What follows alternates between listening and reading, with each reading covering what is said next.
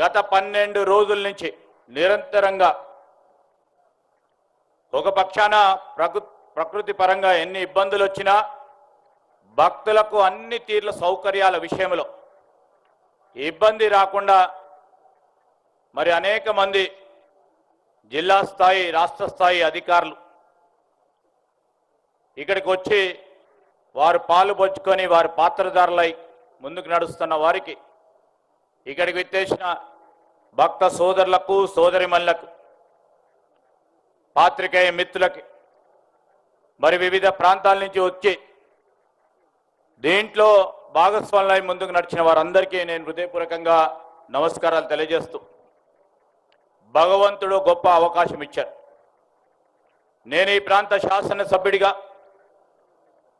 మరి సరస్వతి పుష్కరాల సందర్భంలో మొదటగా నన్ను ప్రాతినిధ్యం వహించే అవకాశం కల్పించడము పక్షాన ప్రజలందరిది అయితే వారందరికీ కూడా నేను హృదయపూర్వకంగా మరొక మారు కృతజ్ఞతలు చెప్పాల్సిన అవసరం ఉంటుంది. ఈ ప్రాంత ప్రజలు నన్ను ఆశీర్వాదం ఇచ్చిన తర్వాత ఈ ప్రాంతానికి సంబంధించిన ప్రధానమైన కార్యక్రమం మనం అవకాశం వచ్చే ప్రతి 12 సంవత్సరాలకి వచ్చే పుష్కరాలు 2025 మే 15వ తారీఖు నుంచి ఈ రోజు వరకు జరుగుతూ ఉన్న పుష్కరాలకు సంబంధించి నేను ఈ ప్రాంత శాసనసభ్యుడిగా మరి భగవంతుని ఆశీస్సులతో మా నాన్నగారి ఆశీస్సులతో ఈ ప్రాంత ప్రజలందరి ఆశీర్వాదంతో మంత్రిగా నిలబడి ఆ భగవంతుడి ఆశీస్సులు కలిగి ఈరోజు పుష్కరాల సందర్భంలో ఒక ప్రధానమైన కార్యక్రమాన్ని నిర్వహించడానికి అవకాశం కల్పించిన భగవంతుడికి మనమందరం కూడా ఎల్లప్పుడూ రుణపడి ఉన్నామని మీ అందరికీ కూడా మనవి చేస్తూ ఒక గొప్ప అవకాశం వచ్చిన సందర్భంలో సమయం తక్కువ ఉండే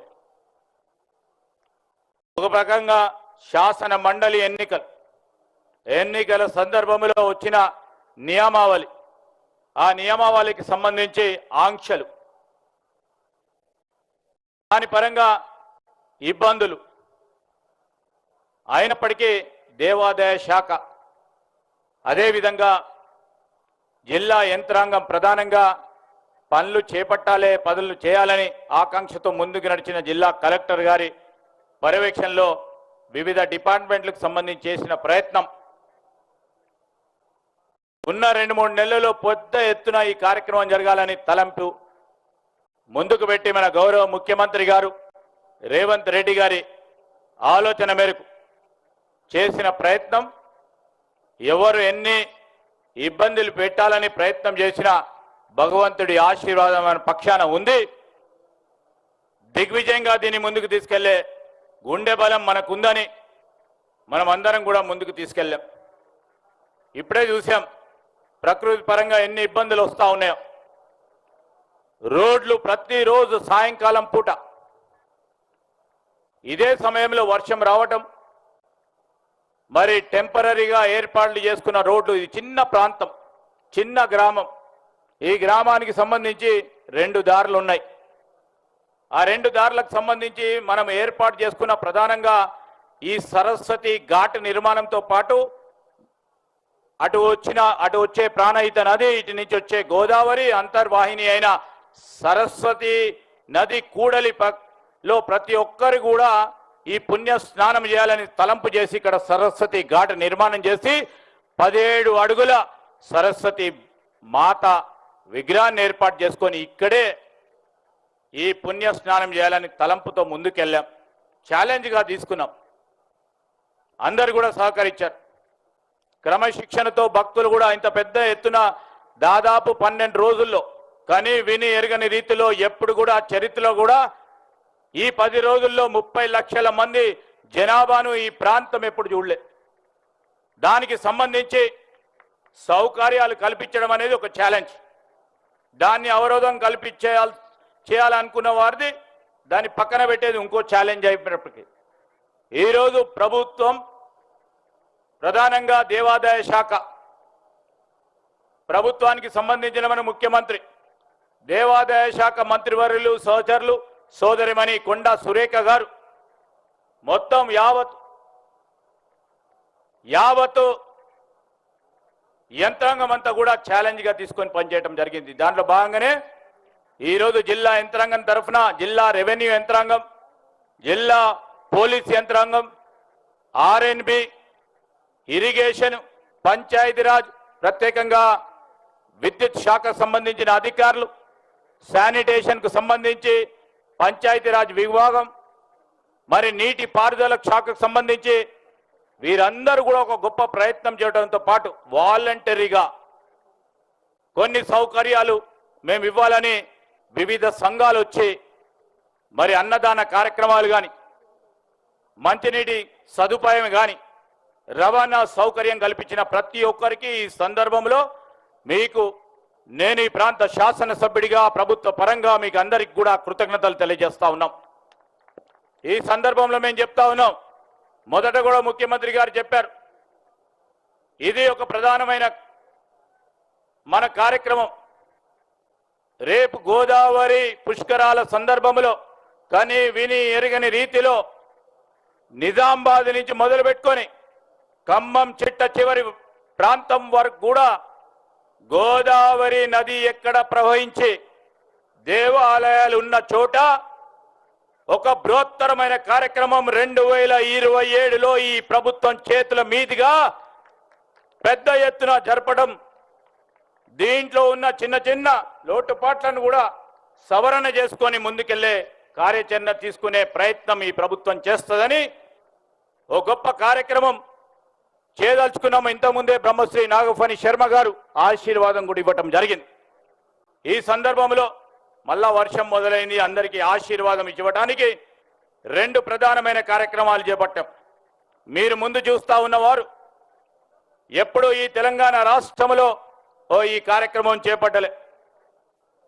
మరి మీరు ఇంకో కొద్ది నిమిషాల్లో హారతిని చూడబోతా ఉన్నారు. సరస్వతి నదికి సంబంధించి ఈ త్రివేణి సంగమానికి సంబంధించిన హారతిని మనం ప్రత్యేకంగా దేవాదాయ శాఖకు సంబంధించి వారి ప్రత్యేకమైన సంకల్పనతో కాశీ నుంచి పండితులను తీసుకొచ్చి ఈ హారతి కార్యక్రమాన్ని మొట్టమొదటిసారి తెలంగాణలో నిర్వహిస్తా ఉన్నాం. మీ అందరి ఆశీర్వాదంతో మీతో పాటు వివిధ టీవీ ఛానల్స్ ద్వారా వేలాది మంది లక్షలాది మంది వీక్షిస్తా ఉన్న సందర్భాన్ని మీ అందరి దృష్టికి తీసుకొస్తా ఉన్నాం. దానికి తోడు చిన్న ప్రాంతం, ఈ ప్రాంతానికి సంబంధించి ఇక్కడికి వస్తా ఉన్న మరి భక్తులకు కూడా కొంతవరకే వసతులు ఉన్నాయని దృష్టిలో పెట్టుకొని మేము టెంట్ సిటీ అని మొట్టమొదటిసారి టెంట్ సిటీని ఏర్పాటు చేసుకొని టూరిజం శాఖ ద్వారా ఆ టెంట్ సిటీని కూడా పెద్ద ఎత్తున విజయవంతం చేయడానికి ప్రయత్నం చేస్తా ఉన్నాం. దాంట్లో నిజంగానే ఈరోజు రామకృష్ణారావు గారు ఉన్నారు.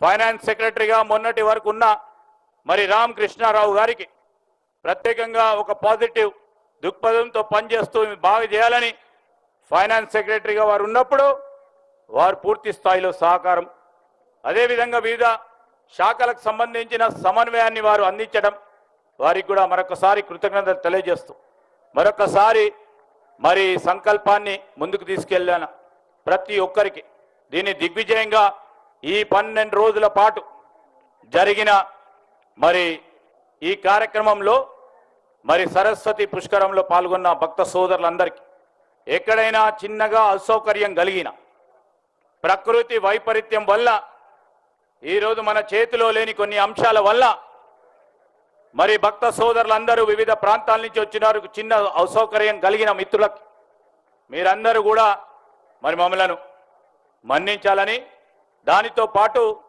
మేము చెప్తా ఉన్నాం బ్రాహ్మణోత్తములను మేము అడగటం జరిగింది. ఈ 12 రోజుల